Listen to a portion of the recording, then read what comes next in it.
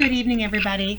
I just wanted to share with you a little summary of last year into this year. And I wanted to say, before I got started, I wanted to say thank you to Beth and thank you to Joe. I am getting better at asking for help rather than trying to reinvent the wheel all the time. And I love the way Joe's board report was set up last month. And so I'm using his format because it seemed to be really nice flow, and I wanted to thank Beth as well. She helps me with some of the data just as well as Joe does all the time, and I really appreciate all their help as I'm learning. So I'm going to start off with students just because that is who we're here for, that's who we're serving in so many ways, and that's who needs to be growing and learning as we move through this process, because this is what it's all about. So I just wanted to say that I think perhaps I was one that was most guilty of being very nervous and uneasy at the beginning of the year of how all of this was going to impact kids and their joy and how they do school. And as you can see here, we figured out how to do recess. We figured out how to do specials. We figured out how to learn and grow children at the same time. And under those masks, you can see those eyes and those smiles right above. And we figured out how to do this the best way we possibly can with the circumstances that we're in. If you can draw your attention to the center image there of our Monroe Center character pledge, I will refer to that later in the presentation. I am super proud of the class of 2027 and the legacy of leadership that they've left with us here at Monroe Center. So I will share that with you as we move on through the presentation. Want to just let you know where we came from in terms of our culture goal, what we wanted to do last year in the HumanX survey, the 3x3, the middle percentage we wanted to move to the upper or outer right-hand quadrants in terms of engagement and job satisfaction. So we did a lot of things.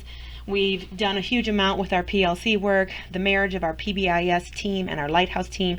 They're now called the Heart team, which you guys know me very well. I love that. And we've been doing so much more as an entire building as opposed to just focus on teachers. We are really doing a lot to educate each other about what our goals are and being in the know all the time, and in order to do all the work that we need to do working as a team. So we've been really working on that and that commitment to that throughout the building. The metrics we look at, similar to other buildings in the district, HumanX and the Leader in Me MRA. So if we can look at the HumanX data first, this is the original 3x3 from spring of 2019. We did not take one in the spring of last year due to our March, April, May remote learning extension. And so we did it this fall in September. And I had this mostly done, and then we got our culture results back yesterday. So I am beyond proud of what our building has accomplished and the people within it working together. So the middle quadrant I'm talking about is the 7.89% right here in the center. And so moving onward, we got the results back yesterday, and I am beyond proud of the staff family here for what they've accomplished in moving that 76.32% up to 85.71%. That's largely because of the people who are here and the commitment they have made to making the culture in this building just amazing for children and adults. I want this to be a place that people enjoy coming to so they can serve and take their passion and help students grow because of it. So super proud of the individuals in this building. No way that I expected that. I was a little bit worried in our taking it in September, worried about, maybe the possibility of people rather sharing their opinion about the fact that we're in remote learning and in these circumstances, as opposed to really recognizing that it was about culture. And I was very nervous about that. And so again, super proud of the individuals in this building and what they've done with the culture in it. Moving on to the Leader in Me. There are places that we have grown. There are places that we need work. And it's interesting in a lot of the data that we're showing, and when you talk about our systems goal in a little bit, you'll notice I reference also to the social emotional learning support, and we have noticed a huge impact on what our kids are needing socially and emotionally right now. And I believe also in that process, we're recognizing how all of that impacts academics. So tying that all together, we'll have a huge focus on that this year as well. Other areas that we are growing in, I'm very proud of. And I think that is really an attribute to our staff and how we're learning to do things. And rather than just automatically doing behavior referrals, actually having conversations with children in more of a restorative way, as opposed to having consequences and not having a child understand what is the underlying issue that's causing the behavior. And as far as supportive environments for staff, school climate and events, they are growing, and we have plenty of room to grow, but I'm very proud of the success that we've had so far in terms of school climate. I think this reflects very much what you saw in the HumanX survey as well. Staff satisfaction, I believe, is just another measure in terms of, it's nice to see that that is growing on the MRA, as well as seeing that in the HumanX data, because it also, I think one represents the other, and then I think it reinforces it as well. So I'm pleased with both of those. I want to grow the staff empowerment even more. I think that has a lot to do with me if I look back and reflecting how I can be a better capacity builder in this process. That makes me reflect on what I can do better as well. This is an interesting slide on academics. So it's kind of also a reflective moment for me when I go back and look at 18-19 is when I started, 19-20 was last year, and then here we are in fiscal 21. And when I first started, you'll notice in the far right hand where there's parent perception of student-led achievement. When I first started, I honestly had no idea that we needed to share this survey with parents. So that is a definite indicator of recognizing where I've come from, where I've been, and where I'm going, and where we are currently and where we need to go. So if there's an area that we need to work most on, is the parent perception of student-led achievement. So there are a tremendous number of things going on at Monroe Center that are student-led. Last spring, maybe more so than currently right now, because we're just getting used to how to do the student-led in a pandemic. And it's a little different because our groups are different. We can't do as small group as we used to do. It is extremely different to figure out how to do this. But the piece that we need to work on is the communication piece, the relationship piece with the parents, and the students taking that leadership component home and sharing those pieces with parents and being excited about that, and then helping parents know what we do in this building to help students learn to lead. And so we will get better at that, and I'm looking forward to seeing how we go about doing that as well. Our 2021 focus was it's going to be on remote learning. We knew early on from last spring and all the feedback that we had gotten and all the surveys, we knew that our focus was going to be on remote learning because we needed to do that work over the summer. So we did a little bit of early work on that in terms of our SIP. So currently we're developing the actual goals with direction from the information on the slides prior to this slide.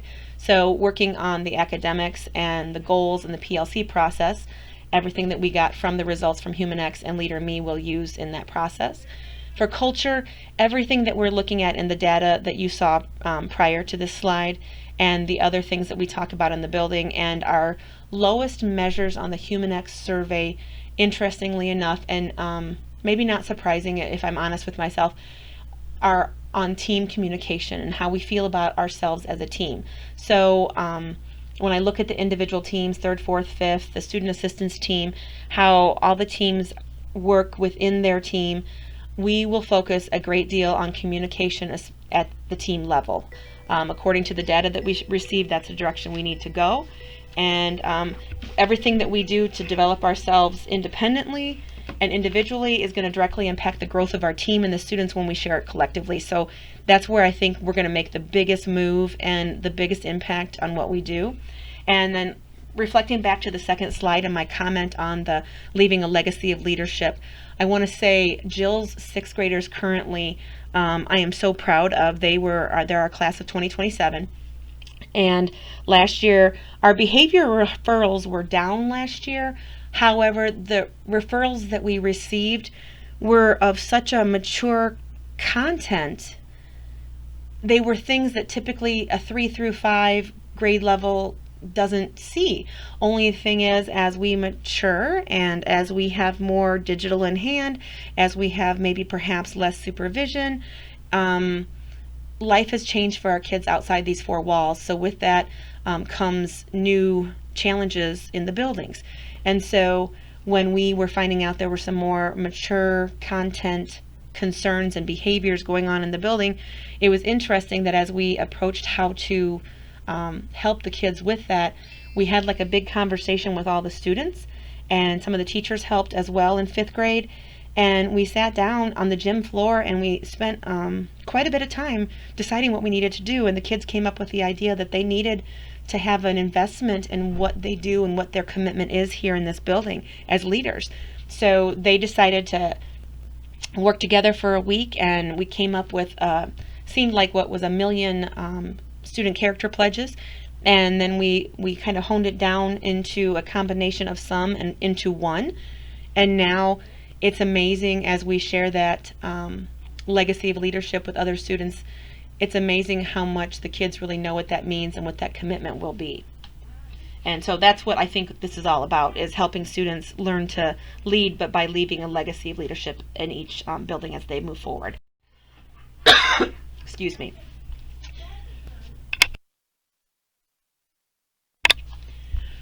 So I borrowed this slide as well from Joe. I just modified it a little bit and focused it on Monroe Center, because largely a great part of our work this year that's going to impact everything we do is going to be about communication and the culture in that respect.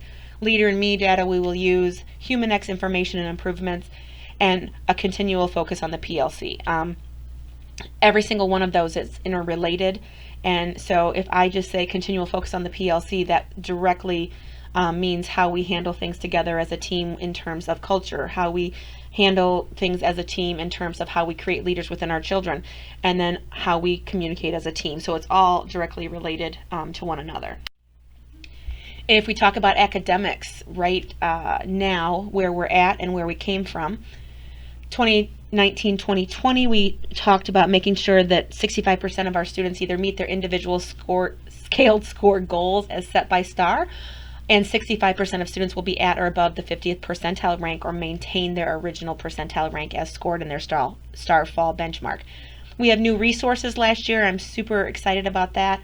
You notice there's Think Circa there for 4th and 5th. There is not a third component for that. I'm hoping that they create one, because I think that would be phenomenal. It's a writing component platform, and we're learning how to help students develop their writing, because that's always been something this district has been challenged with. And I think if you were to ask the high school teachers, the junior high teachers, each building would tell you that like those kids can't write, they don't do well in writing, and we are working on that. And so we are increasing our focus on that as well. So I'm super excited about seeing what that does. The steps we took to accomplish this, and I say accomplish this, that's an interesting conversation. If you look at the slides that will be following this, when you get there, accomplishing it, we don't know if we accomplished it. We know what we did up until winter. That's what we know. And I can make assumptions about what I think would have happened in May, but that is simply an assumption at that point. And so we're just going to focus on what we're doing this year and move forward. So the consistency in training, we're going to continue with that. And we are using ELA as a goal for our continued SIP this year, because we didn't feel like we got to finish last year, and we're not there yet, and we need to get there. So we're going to do a lot of the similar steps and communicate really well within doing that. I am super proud of Lisa, because during this process as an ELA coach, not only did she help on the SIP team create the process, but the execution of that was largely part of her as well. The data tracking school-wide was amazing with our SAT team helping us with that. And again, as I learn, I'm working with Joe to learn more about the data as we keep on going, and that helps me have those one-on-one conversations with teachers as well. The more you know about it, the better you can talk about it and have discussions about it in PLCs and feel confident that you're making great decisions. The metrics we used are STAR, just like Highland and the junior high. And as we look through everything, just looking at it, we'll go 3rd through 5th, and I did actually add one slide from 6th grade, because that is part of our story of where we came from. And if you look to see where we came from in terms of fall to December, last year and then what we were fall. Every slide you see, you will see the fall benchmark this year, and you will see the step back. So we always in the fall notice that summer slide. I think this year the summer slide, and we anticipated this as well, was a little bit more tremendous than what we had hoped for. But in anticipating of that, again, I can't say enough about our instructional coaches, both math and reading with Lisa and Beth. If they were not being as proactive as they possibly could have been in the spring, we would be really behind the 8 ball now. And I don't feel that way, nor do I believe the teachers feel that way, because what they did is in the spring, they started meeting with the teams and anticipating what was not going to get covered in the spring and what we could combine here in the fall to make sure those core pieces were covered and how we were going to go about doing that. So they have been crucial in the success of us starting this year off, as well as us ending the year last year. And if we go to 4th grade, we're looking here and seeing how much progress they made from fall of last year to winter. And that's why I keep on saying we could only, I can make the assumption that if 53% of our students were at the 50th percentile rank already in winter in December.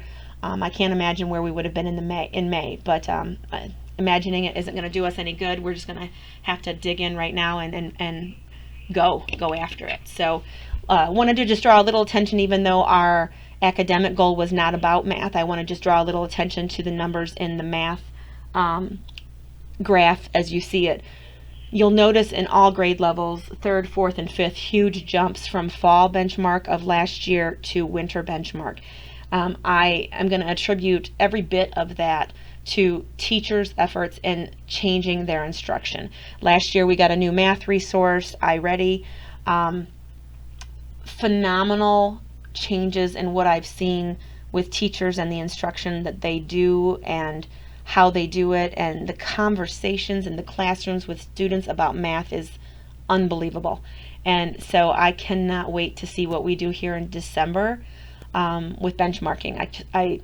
This was one of those years that never in my life would you ever hear me say that, hey, I wish we would have had IAR testing last year. I honestly wish we would have had IAR last year, because I think it would have blown everybody away by the successes in this building. So I am oddly looking forward to that this year. And also I wanted to make mention of the fact, you'll notice that I do not have IAR in this presentation, largely because we did not take it last year. So anything I'd be sharing is exactly what you saw in last year's board report. And the class of 2028, which is our 5th graders, you'll notice the same thing. They didn't have as large of a jump, and that's okay.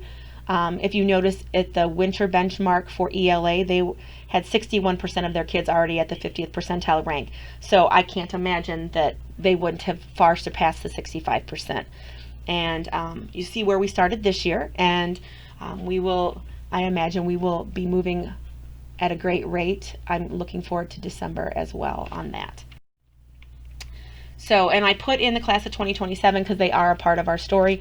I just wanted you to see their ELA in fall and their ELA in winter, and that's Jill's 6th grade class. And I would imagine currently at this point, if I'm completely honest, I'm sure her literature teacher, I'm sure Amy, and I'm sure Todd noticed the struggles that they're having currently in ELA, and I can see that here. I would imagine that they're recognizing it there, and I'm hoping that this year with us getting it's been a very unique start, but I still think that where we're at, we're in a much better place than we were March, April, and May.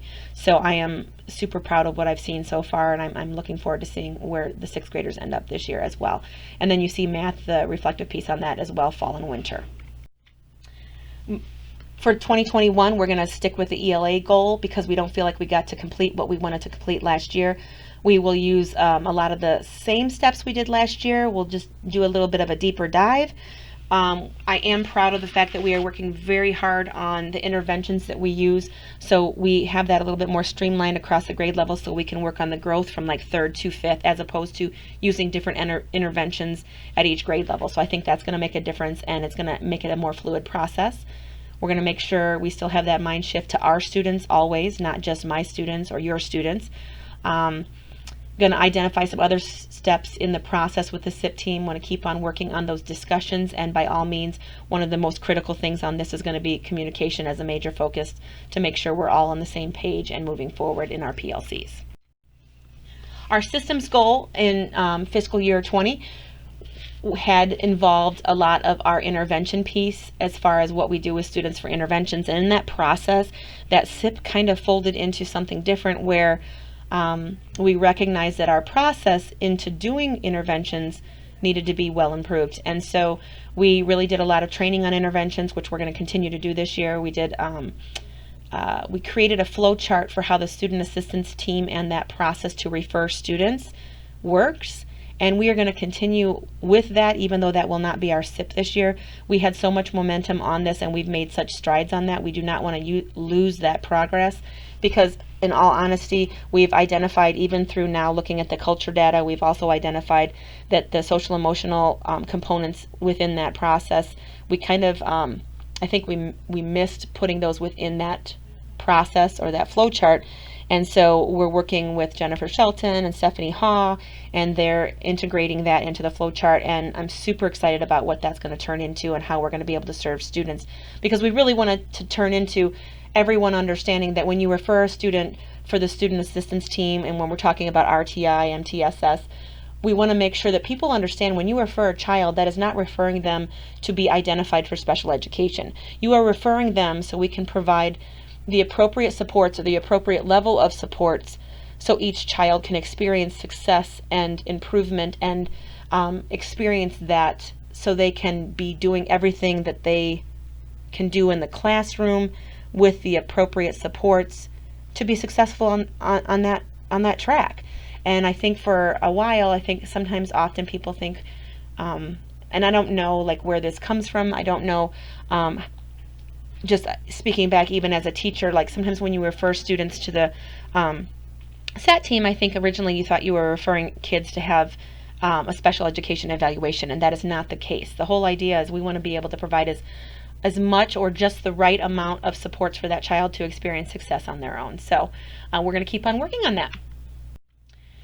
And so our 2021 goal will actually be, and I think this is similar throughout the entire district, our 2021 goal is going to be about having a remote learning process that uses blended learning to provide instruction, intervention, and opportunities for academic development for all students in a remote learning environment.